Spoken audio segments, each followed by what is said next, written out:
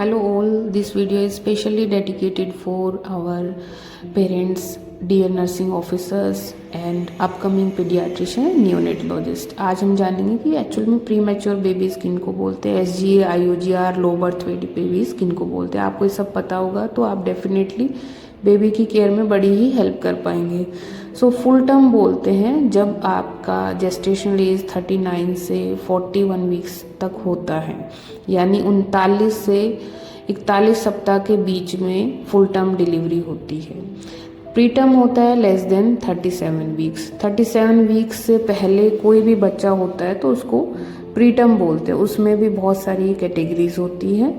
सबसे पहले कैटेगरी होती है एक्सट्रीमली प्रीमेच्योर बेबी। जो बच्चे 28 सप्ताह से पहले पैदा होते हैं उनको एक्सट्रीमली प्रीमेच्योर बोलते हैं। उसके बाद आता है प्रीमेच्योर बेबी। अगर आपको ये कैटेगरी अच्छे से पता होगी और आप हाई रिस्क में हैं तो आप डेफिनेटली बेबी की बर्थ से पहले ही प्रिपरेशन करेंगे तो उसको हेल्प मिलेगी। 28 से 34 सप्ताह के बीच को प्रीमेच्योर बेबी बोलते हैं, जो आप 7मासी 8मासी बोलते हैं। तो आपको ये चीज़ छोटी सी मैं आप समझाऊंगी कि लगभग ही 30 सप्ताह के बाद मदर के प्लेसेंटा से एक सर्फेक्टेंट नाम का सब्सटेंस रिलीज होता है, जो कि बच्चों के फेफड़ों में एक छोटे छोटे एल्वुलाई होते हैं, जो मैं आपको दिखा रही हूँ। ये आप मान लीजिए जैसे एक गुब्बारा पिचका होता है, उसको फुलाने के लिए हवा की ज़रूरत होती है, ऐसे ही हवा उनके लिए सर्फेक्टेंट है। तो वो अच्छे से आपकी मदर की बॉडी से बेबी में 34 सप्ताह से शुरू होता है। इसलिए जो बच्चे 34 वीक से पहले होते हैं उनमें सर्फेक्टेंट की कमी की वजह से बच्चे वेंटिलेटर पे, ऑक्सीजन की मशीन, CPAP, एयरवो पे चले जाते हैं। तीसरी कैटेगरी है लेट प्रीटर्म बेबी। जो बच्चे 34 वीक्स से 36 वीक्स के बीच में पैदा होते हैं उनको लेट प्रीटर्म बेबीज बोलते हैं।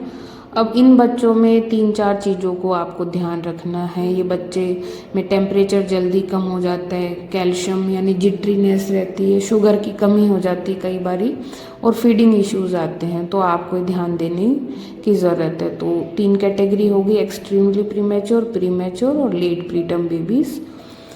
अब इन सब बातों से आप जानने में, अगर आपकी हाई रिस्क प्रेगनेंसी है और आपको डॉक्टर ने बताया कि डिलीवरी प्रीटर्म हो जाएगी, तो आपको बच्चों की क्लोथिंग पहले से तैयार करनी पड़ेगी, क्योंकि प्री मैच्योर बेबीज़ के कपड़े मिलना आसान नहीं होता। साथ में आपको लेयरिंग के लिए अच्छे सॉफ्ट ब्लैंकेट रखने हैं, अच्छे से ऑयल में इन्वेस्ट करना है। कोकोनट ऑयल भी अच्छा है बच्चों के लिए। तो आपको बिल्कुल भी एंजाइटी लेवल हाई नहीं करना। अब नेक्स्ट पॉइंट पे चलते हैं। अब अगली कैटेगरी है प्रीटर्म के बाद अर्ली टर्म बेबी, यानी समय से बस थोड़े से ही पहले पैदा होते हैं बच्चे। इसमें जेस्टेशनल एज 37 वीक्स से 38 वीक्स के बीच में रहता है, और साथ में 6 डेज, यानी 37 से 38 वीक 6 डेज का बच्चा जो इन बीच में होता है उसको अर्ली टर्म बोलते हैं। अब इसमें जो मदर को जल्दबाजी नहीं करनी। अगर आपका गायनेक बोलता है कि इसे डिलीवरी कराना ज़रूरी है तभी कराएं, वरना अर्ली टर्म फेज में आपको डिलीवरी नहीं करानी, बिकॉज इसमें भी अभी भी सर्फेक्टेंट रिलीज होता है, जो कि बच्चों के फेफड़ों के लिए बहुत ज़्यादा ज़रूरी है। अब नेक्स्ट कैटेगरी है जो हम फुल टर्म बोलते हैं, जो सबसे बेस्ट फेज होता है डिलीवरी कराने का, वो होता है 39 वीक्स से लेके 40 वीक्स 6 डेज, यानी 39 सप्ताह से 40 सप्ताह प्लस 6 दिन के बीच में आप कभी भी डिलीवरी करा सकते हैं। इसमें बॉडी में, बच्चे की बॉडी में अच्छा सर्फेक्टेंट, और this is the best time to deliver your baby. अब अगली कैटेगरी है पोस्ट टर्म बेबी, यानी समय से थोड़ा सा ऊपर बच्चा हो जाए तो उसमें बहुत पेरेंट्स वेट करते हैं कि लेबर पेन स्टार्ट होगा उसके बाद जाएंगे, लेकिन अगर आप 41 वीक से ऊपर चले गए हैं तो आपको देरी नहीं करनी, क्योंकि जितना बच्चा 41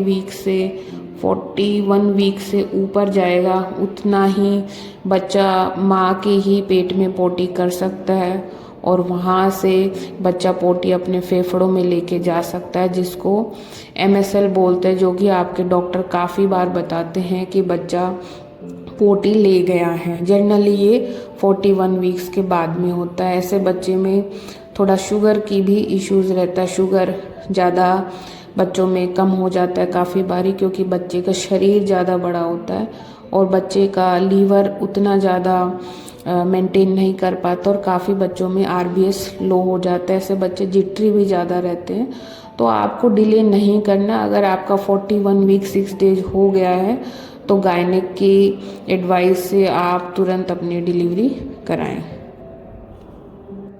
अब आपको समझ आ गया प्रीटर्म बेबीज़ यानी 37 वीक्स से पहले जो होना, फुल टर्म मतलब ही 39 वीक्स से 41 वीक 6 डेज। अब एक आपको टर्म सुनाई देती है कि बच्चा वजन कम हुआ है, low birth weight babies. Low birth weight babies means कि 2.5 किलो से कम है बच्चे का वेट। अब वो प्रीमेच्योर की वजह से भी हो सकता है, और काफ़ी बच्चे जो समय से होते हैं, फुल टर्म होते हैं, फिर भी उनका वजन 2.5 किलो से भी कम होता है, तो उनको भी आप लो बर्थ वेट बोल सकते हैं। अब अगर फुल टर्म बेबी आपका जैसे पूरा 9 महीने पे हुआ है लेकिन 2.5 किलो से कम है, तो ऐसे बच्चों को SGA या IUGR बोलते हैं, मतलब स्मॉल फॉर जेस्टेशनल एज और इंट्रायूट्राइन ग्रोथ रिटार्डेशन। जनरली हम लोग ही, हमारे पास एक चार्ट होता है जिसमें हम देखते हैं कि बच्चे कितने वीक्स पे हैं और उसका कितना वेट है। वीक्स और वेट को अगर हम आपस में मिलाते हैं तो इस चार्ट में अगर वो 10th सेंटाइल से नीचे आता है तो वो बेबी SGA बेबी हो जाता है। सो ये छोटे छोटे पॉइंट्स आपको समझ आ गए होंगे कि full term, low birth weight, IUGR, SGA babies किन को बोलते हैं। ग्रोथ चार्ट आप बाद में भी अपने बच्चे के डेवलपमेंट के लिए भी डॉक्टर से एडवाइस ले सकते हैं। सो वीडियो बताएं कैसी लगी। आपको ऐसी क्लासेस और भी देखनी है तो कमेंट कीजिए, चैनल को सब्सक्राइब कीजिए। Thank you so much.